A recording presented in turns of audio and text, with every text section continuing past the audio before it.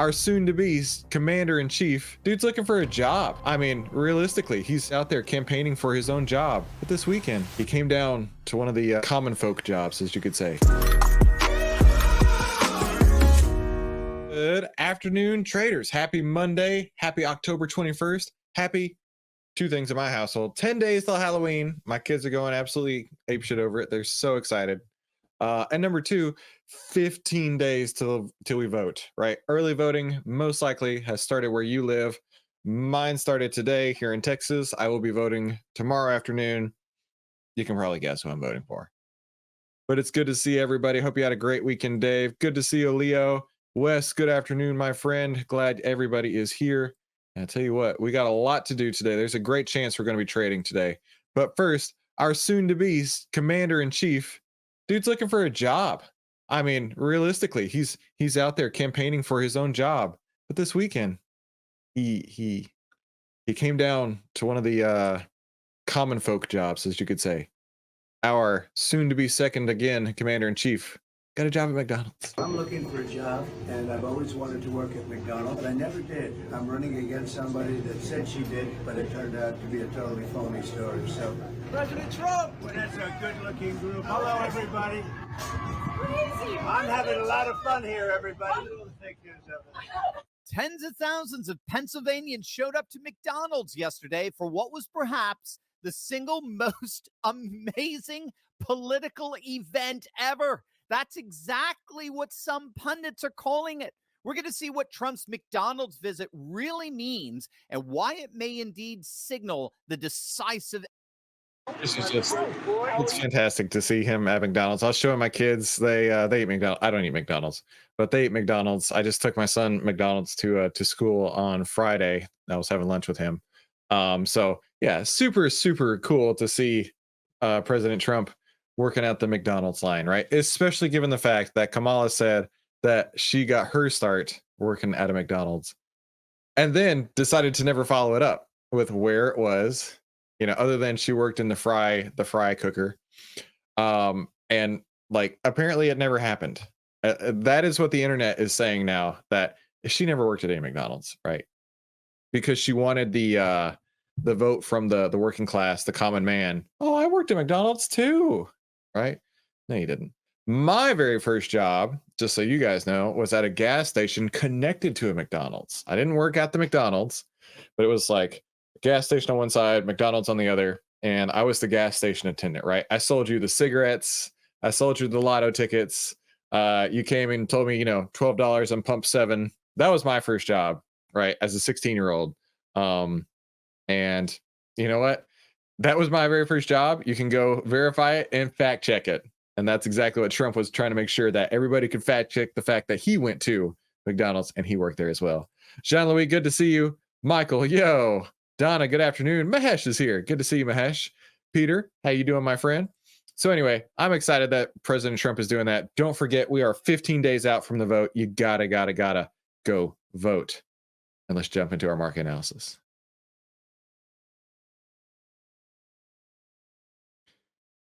All right. Oh, real quick. Look at my son, my second son over here. Right there. That's Elliot selling some Boy Scout popcorn. Last call on the Boy Scout popcorn. If you hadn't had a chance to grab any, no pressure at all, but just trying to support my little dude. Let's jump over here. Welcome to the Outlier Trading Room. This is smart trading made simple. This is where we save time, make money, start winning with less risk together as a team. And for those of you who don't know me, I'm your rich uncle Chris. I've twice been awarded top 100 people in finance. I've been successfully trading since 2009. I'm a partner with Outlier, and this is my style of trading using the Outlier data.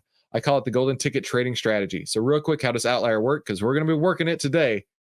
It's a 4-step process. Number 1, Outlier monitors how investors are reacting to changing market conditions, news, price movements, and the economy. Number 2, Outlier determines if investors are acting irrationally fearful or greedy, and by how much. Number 3, Outlier gives buy and sell signals when these irrational behaviors reach an extreme. And number 4, allowing you to get into the stock before the Outlier move happens. So let's take a look at our member highlight in the Discord real quick. Click the button. Wrong button. There we go. All right. We had one question from AlphaGo over in the Discord asking about what time does Outlier update. And Mahesh replied, it's 8:30 p.m. Most nights, but on the weekends, it's 8:30 p.m. on Sunday nights. So if you wanted to get a head start, I know a lot of our outliers here in the trading room have mentioned to me that it's the last thing that they do before going to bed, which I don't blame you, right? This is exciting, especially having this outlier data at our fingertips that we can access any time of the day. Chris goes to bed ultra early. I'm in bed by 9 p.m. Central Time every night, so this is well past my bedtime. Otherwise, I'd be looking at it too. Let's see what else. I believe that might be it over the weekend. And Alex saying, "Great popcorn, thanks, my friend." But I had a conversation with Leo today. So Leo is one of our mutual outliers, and we were going back and forth on a lot of stuff. Leo has mentioned that he watches the live stream, but he, with his ADHD like me, can't watch anything at 1x speed. So he watches it after we go live at 1.5, 2 times speed. I get that, dude. Trust me, I get that. And he and I were chatting this morning on the Discord, and he was explaining to me how he does his put credit spreads. Now, I used to trade put credit spreads religiously. It was my thing. I've mentioned before that my style of trading for a long time was selling calls, selling puts, selling iron condors, all that style of trading. And I couldn't make any money on it, right? I thought I was winning hand over fist, like on my win rate, but money wise, I was losing, right? Because every one trade that I lost would take me 10 trades to make back. But Leo has come up with a really ingenious way to use the outlier data. So I want to show that real quick. And also, Leo has actually volunteered to start maybe running one of the channels with his strategy. Leo has just gone in the last few weeks 24-2. And on those 2, he was closed automatically by Robinhood, which was not his intention on those trades, but he's gone 24-2. And the 2 trades that were not winners were stopped out by Robinhood. So Leo's doing a pretty great job. Hey, Tug, good to see you. But yeah, Leo apparently speaks incredible. He's fluent in Spanish as well. So if we ever wanted to do a bilingual thing, Leo has volunteered to be right up in there. So what Leo was telling me was that he looks at the different stocks. So let's take a look at DIA real quick. DIA just got a buy signal a couple days ago. Let's go over to that. On October 16th. And it's in a green uptrend overlay. Now, while the market's trending higher, right, 10, 20, 50, like we talk about, Leo will sell a put credit spread on a stock. Leo, of course, please correct me if I'm wrong in the Discord. Leo will sell a put credit spread on a stock the day the buy signal comes through, as long as it's within the green overlay, right? So market trending higher, stock trending higher with the green uptrend overlay, and then the buy signal coming through. Now, he also goes really far out of the money too. So let's go to DIA real quick. He goes to the 15 delta. Yeah, my microphone's acting weird. Oh, there we go. Okay. So he goes to the 15 delta expiring this Friday. Now, this is risky. I'll put it to you that way. This is definitely a risky strategy, but it doesn't mean it doesn't work. Okay. And if this works for you, I think it could be awesome. So let's say, for example, he got his buy signal today. He would go to the 15 delta on the puts, right? So 15 delta's way over here. We'd look around, let's call it the 423 today. And then I don't remember him stating how wide of a trade he does, but the most he could make on that is 42 cents just selling that put alone. So he could cap in his risk at $5 probably to the 423, 418. So he would sell this one, buy this one. Now, by doing this, he is capping his risk in the trade, but also capping his profits, right? And that's part of how this works. Is it's the turnover of all of these trades. So with this trade in particular, that'd be looking at a 27 cent credit, which on the outset sounds fine. It sounds fine. 27 cents. Sure. Why not on every contract? The issue comes from it's also on the risk side. So if you got a $5 wide spread and you're taking 27 cents in credit, your risk on this trade is 473 per. That seems very risky to me. So I'm not entirely sure all of the ins and outs of Leo's strategy here, But on the outset, I see where he's going. He's having a lot of success, which is really cool. Just for me personally, I'm a little bit anxious because I have been on the other side of these trades and it sucks. Right? When you only make 27, how many would that divided by 27? So if I lost and I lost all 473, it would take me 17 trades to make that back. That's pretty rough. However, the likelihood of that happening is pretty low. And here's how you can tell.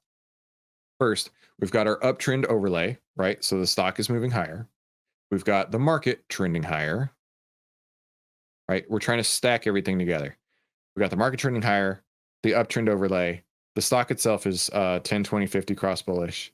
Then it's got a buy signal. And then, so we're stacking, right? Stacking a confluence of signals here. At this point here, a 14 delta means that it's a 14% chance of it ending in the money, in a nutshell, in the money.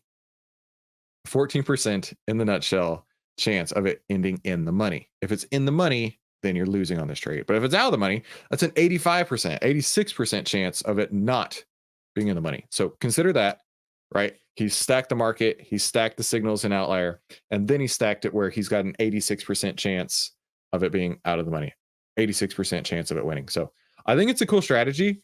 I'm just nervous about it. But granted, when I was trading a lot more aggressively.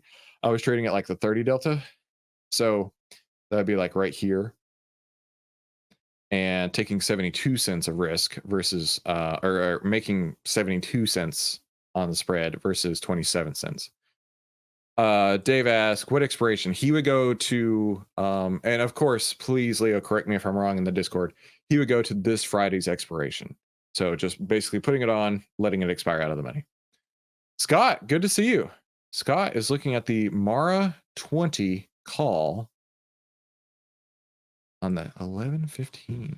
Let's take a look at that. On 11:15, he's looking at the 20 calls. He's looking out of the money. Okay, dude. I don't know where you're going with that. Like, is that your trade? What you tell me, right? You tell me what you're looking at with that. We're gonna have a conversation around it. So anyway, super stoked to hear from Leo and him explaining that to me. And of course, please be sure to share your stories in the Discord. Love to hear from you guys and help you out in any way that I can. Don't forget the first rule of Outlier, you should tell everybody about Outlier, right? And you hit the like button. That lets YouTube tell everybody about Outlier too. And please do it for me if you don't mind, because it's free. So let's take a look at the 10 over the 20, price over the 50 on the market. And we've got 10, 20, 50, all pointing north. So we are still in a bullish trend. We have a little sell-off today. It's recovered, but we still have a bullish trend going on right now, which is cool. Let's go to the next step here, the market breadth. And that measures how many stocks are on the bull list, how many stocks have buy signals. And if we go over here to the full stocks, swing on the 10 EMA, and we can see here that that is moving higher, right? We are seeing more stocks becoming more bullish. So I'm interested, right? Next, we got the SPY signals in a buy. Market trend is bullish. Market breadth is bullish. And sector breadth, I checked that this morning. We've got the financials, healthcare, real estate, staples, and utilities all in bullish sectors. So we got a handful to choose from. So the master key is unlocked. Let's proceed. I don't have any trades to look to reduce risk on. So I ran my screener this morning. These are my criterias here. And this is what pulled through. So we've got, how many is that?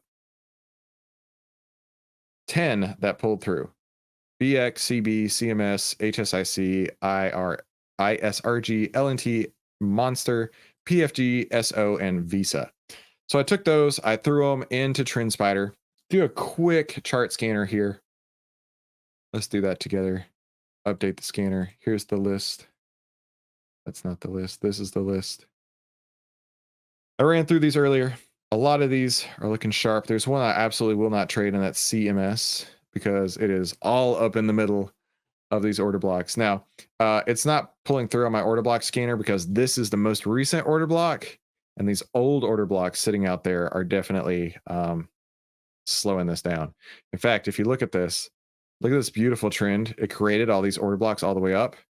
It came into this order block here, has struggled, hit this spot here where both of these two order blocks above it were at, got rejected.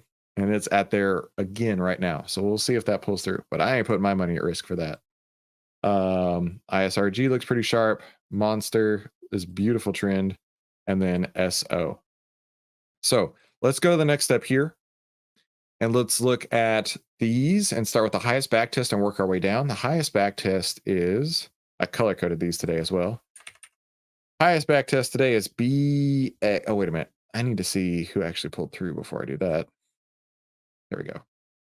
So BX stays, CB stays, CMS goes, that goes, this stays, this goes, this stays, this goes, and this stays. So these are the only ones that we have at the moment. So of those, looks like BX is the highest back test. Let's go to BX. Now, what I want to do just real quick is make sure the heat map is not already stalled. Slam this over. Yesterday, it was at G13.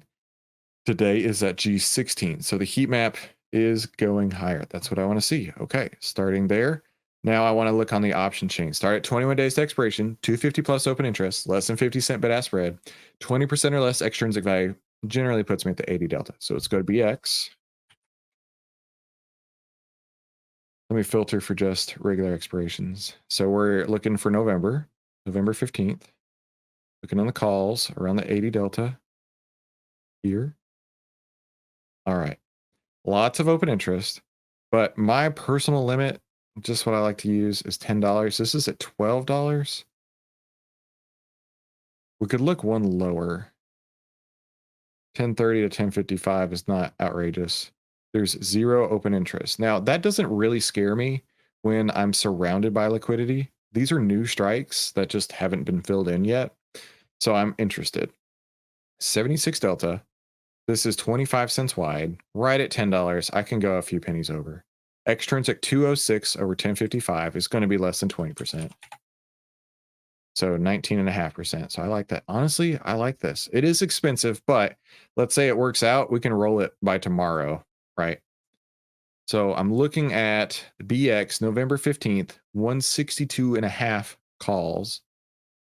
And of course, get your position size. The easiest way to get your position size is to go into the Discord, the VIP Investors Toolkit, scroll up a smidge to Power Scanner.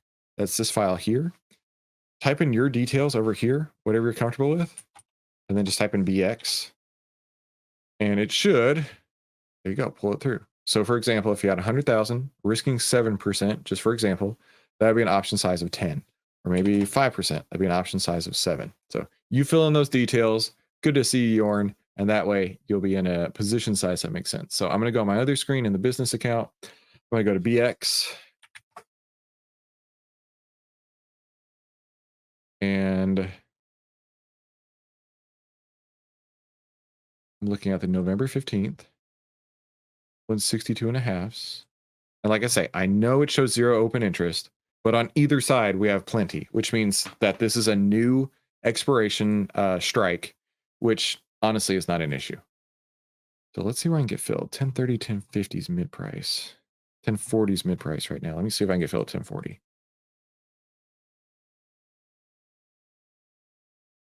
No. Let's try that again. Let's move that up to 1045. Let's do 1050. See if we can get filled at 1050. Yeah, filled at 1050. Oh, geez. For a second, I said 1025. I was like, no. All right, 1050, I'm in. BX, 162.5, 1050s. I think I said that incorrectly. BX, 162.5s for 1050 versus Outlier Trading Room. I changed the name of this. Okay. So that was, let me copy my template here. Today is October 21st. Bought the November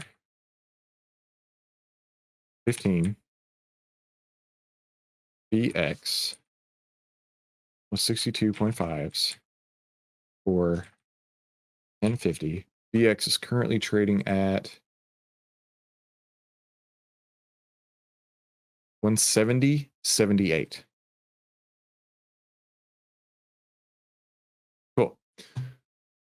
right. So moving on, just curious, BX is in the financial sectors. Oh, which I do want to talk about sectors on financials real quick. I know Mahesh is personally avoiding financials.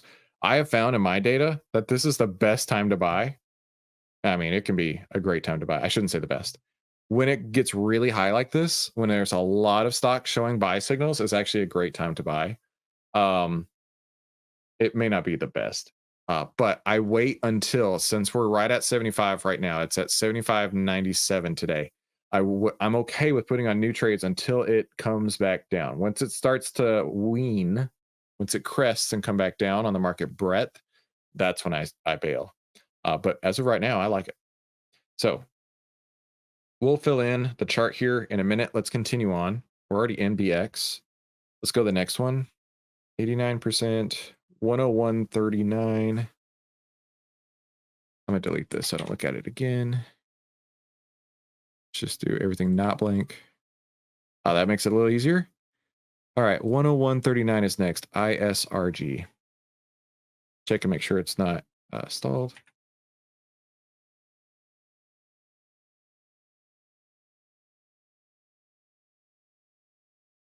All right, ISRG. Yesterday was G8. Today is G11. So like that. Let's go to ISRG. November 15th. Okay. I'm not going to trade that. Where I was okay with going 50 cents over my $10 limit, I'm not going to go to $32, $33 there. So ISRG, I'm definitely not going to be trading that. Moving on to the next one. Gets us to CB, which I thought I saw something with CB's chart a minute ago. Yeah, it's below the prior day's low. It should go away when I refresh this. Yeah, it just went away. I won't trade CB for that reason. And we're down to Monster and So. Both have pretty similar results. Let's go to Monster first. MNST. I have a great Monster story. We were at Six Flags over Texas, and I was there with my son. This was years ago. I mean, he's 12 now. He was probably 6 at the time. And we were in line for what used to be the Looney Tunes like dark ride at Six Flags over Texas, which was a lot of fun. It's gone now. They replaced it with something so lame. Oh, it sucks so bad. But anyway, and in the line, it's outside, it's Texas, it's hot. They've got vending machines in the line. And my son was like, "Oh, I'm so hot. Oh, Dad, I'm so hot. Buy me a drink." So I was like, "All right, sure." And so, I put the $12 or whatever stupid thing it costs when you're in the vending machine line, right? You can't avoid it. So they're going to jack up the price. And dude just goes smash and hits the first thing he can see on the vending machine. And it was a Monster drink, a white Monster drink. And it comes out and I'm like, "Bro, I'm not giving a 6-year-old a Monster drink. What's wrong with what'd you do that for?" I got to spend another $12 to get you another drink. So that's my Monster drink story. Very wholesome, I know. So G12 yesterday, G13 today. That looks great. Let's go to Monster Chain. Hey, it's almost Halloween time. That's a good stock to trade, right? Monster Chain. Wait, I saw earnings. What are earnings? Yeah, that would be child abuse. Liquoring them up on monsters. Yeah. All right, we got a few days till earnings. We're okay. Not a lot going on here. We got some at the 62 delta, but I won't trade that because $1.50 in extrinsic value. In fact, let me make this bigger. It's $1.50 of extrinsic value on 290 for the price. So it's basically 50% extrinsic value. Your extrinsic value always goes to 0 on every options chain. So why would you want to buy it when it's half extrinsic value? I won't. 186 isn't going to cut it for me. And unfortunately, I don't see a reason to trade this. So I'm going to move on for Monster. Let's go to the next one here, which is So. I feel like we traded So earlier this year. I just don't remember what it is. So is Southern Company. It's a utilities stock. Yesterday it was G10. Today is G11. All right, that'll work. SO. Earnings again. Let's double check that chart. Yeah, we got time for earnings. See that orange line right there? We got time. Okay, we got some liquidity here. Around the 80 delta. That's right on the 80 delta. 685. 76 cents on 620. 12%. I like that. And then, you know what? If it works great, we can start rolling it up. So I love that. So this is 20 cents wide. I like this one. This one looks great. So the SO stock, SO, November 15th, 87.5 calls. That's what I'm going to put in. Okay. Let me go to my other screen. So go to the option chain for that. November 15th, 87.5. Current mid price is 610. Doubt that I can get 610. Well, I'll try. But I'll try. Filled at 610. Let's go. As it goes to 605 for a brief second. I'll take 610. Cool. Don't forget to get your position size. All right. So somebody already put a rocket emoji on there. Very fun. This is the SO. Here, let me do this for you here. Mine is already on the other screen. I mean, it takes me 1 second to do. So for example, you know, you could get 23 options on that one versus 7 on that one and have approximately the same risk because the ATR value, the volatility value, is about 1/4 of what it is on BX. Yorn's filled at 610 as well. That was the 87.5s. Filled for 610. And so is currently trading at 92.84. All right. Oh, I need to edit that. That's trade number 2. Okay. I believe that takes us to the end of our opportunities today. Yeah, very cool. So now that we've got a minute, we're not stressing to put anything on. Let's go put in all of our exit points here. Right? It's so much fun to put on trades, right? It's so much fun to throw out and say, hey, I bought BX and I bought SO calls today. Isn't that cool, right? But what are you going to do with it? Right? Are you just going to hold it for the rest of your life? Are you going to hold it till expiration?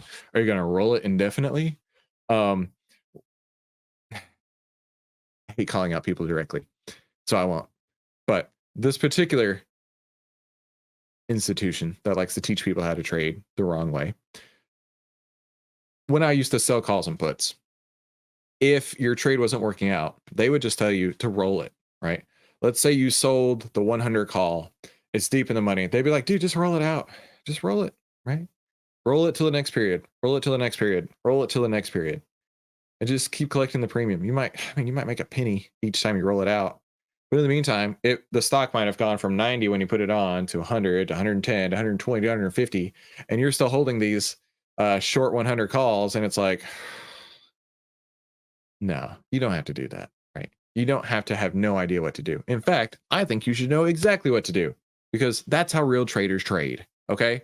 I have a plan to get in. Yeah, I have a plan to get out, and you should too. If you don't, you shouldn't be in this game, and you won't be in this game for very long if you don't have a plan and execute the plan. I get really passionate with this because I spent most of my 20s and some of my 30s losing all the time. And you don't have to. You can put it on, follow your plan, and get out. Win or lose, it doesn't matter, right? In fact, Larry Hite, one of my mentors, he said there's good trades and bad trades, wrong trades and right trades, right? Or winning trades and losing trades. So there's 4 different outcomes: good, bad, winning, and losing. You can have a winning trade that's a bad trade, right? A winning trade that's a bad trade is a trade that you didn't follow your plan and you somehow got super lucky, right? My Bank of America trade earlier this year was a bad winning trade because I didn't see earnings, but the earnings worked for me and I made money on it. Okay, that was a bad winning trade. You can have good losing trades, right? Any trade that you put on that you follow your plan to get in and follow your plan to get out is a good trade. Irrespective of the outcome, if that's a word, irrespective of the outcome, you're following the plan. And that's what makes it a good trade. As long as you have like an edge over time, that should work great. Hey, Sebastian. So let's go mark up. Let's go BX first, since we did that one first. And we got in at 170.78. There we go. Where it's at right now. Now, a half ATR below is where I would get out as a stop loss. So one ATR is currently at 4.135. So 4.135 divided by 2. 2.067. Well, I'll just call it 2.06. Let's 2.07, right? 2.07. So 170.78 minus 2.07. 168.71. Wes, unfortunately, since you weren't paying attention in class, we're not going to go over the homework today. So you're out of luck, dude.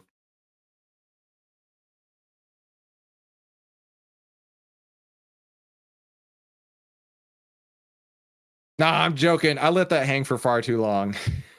I let that hang for far too long. I'm sorry. All right. Hang on. Let me finish with this real quick. We'll go back to Monster. That was a lot of suspense. That was probably too much. 174.91. All right, let's move this up. And then one more time. 179.05. I would love it if we can get the +1 and 2s. That would be fantastic. Fan-frickin-tastic. Right?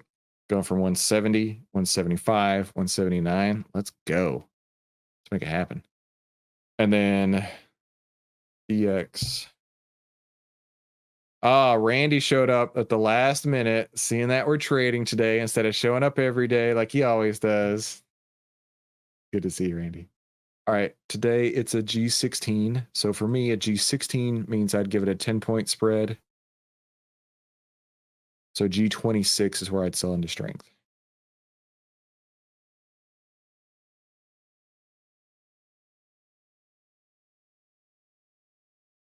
And Michael made it too. Everybody showed up today. Good to see you guys. Good to see you guys. Okay, so that's BX. West asked about Monster. There's like no liquidity. What the hell? Let me click. MNST. Right? MNST. Yeah. Okay. There's nobody out here. So Wes, I go deep in the money, roughly around the 80 deltas, and there's 0. Right. There is liquidity here on the 62 deltas, but that's basically 50% extrinsic value, which that will go to 0. And I'm not buying something where 50% of it, I'm planning on it going to 0. So no, thank you. All right, so BX, let me add this to my main list real quick. So we know the plan on BX and the plan on SO. Got into SO at 92.84.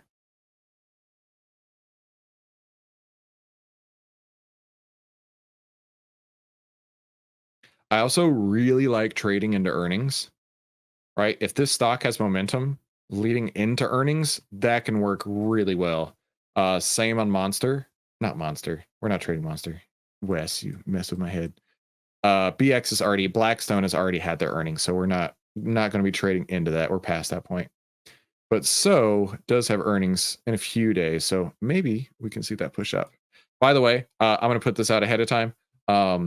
Election night, if I have anything on, I'm going to be completely out.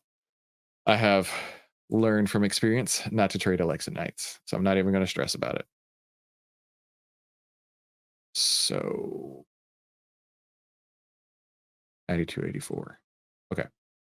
Now the 1 ATR on SO is $1.29. 65 cents. So 92.84 minus 0.65, 92.19.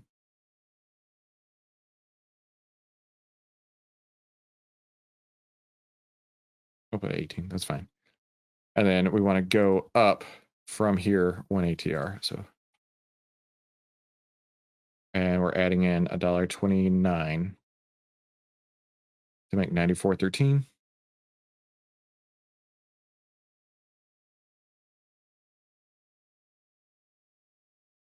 And again, 95.42.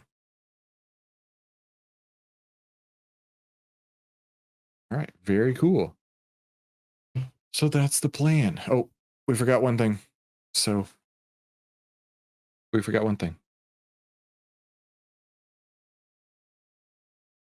So is currently at G11. So I'd add 10 points to that. So G21.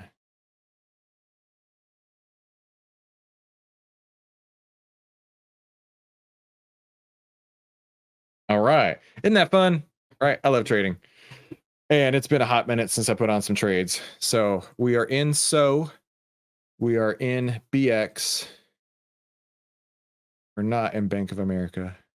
Yeah. So that's the trades we got on right now.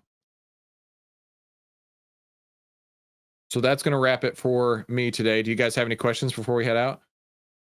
We know where we got in. We know why we got in, right? We know why we picked those particular option chains or option strikes. And we just basically set in stone, if you want to think about it, where we're going to get out and why we're going to get out, right? So you can have questions, but the plan is already set, right? So should be good there. That'll wrap it for me today. Thank you all so much for coming to the trading room today. Good to see all of you. Oh, I almost forgot. One thing real quick. Thank you so much for being an outlier, right? We literally couldn't do this without you. We want to pay you back every single day by helping you save time, make money, start winning with less risk together as a team. Don't forget, you can save 70 or 45% on the annual plan for just 90 cents a day. If you don't already have it, go ahead and grab it real quick. Let us know if you need anything in the Discord. Don't forget the first rule of Outlier is to tell everybody about Outlier and to hit the like button. And that tells YouTube to tell everybody else about it too. Have a fantastic day. I'll see you right back here tomorrow. Oh, Wes says, thank you for all this and the recap about the lack of open interest. You're welcome, my friend. Have a fantastic day, Wes, and everybody else. We'll talk soon.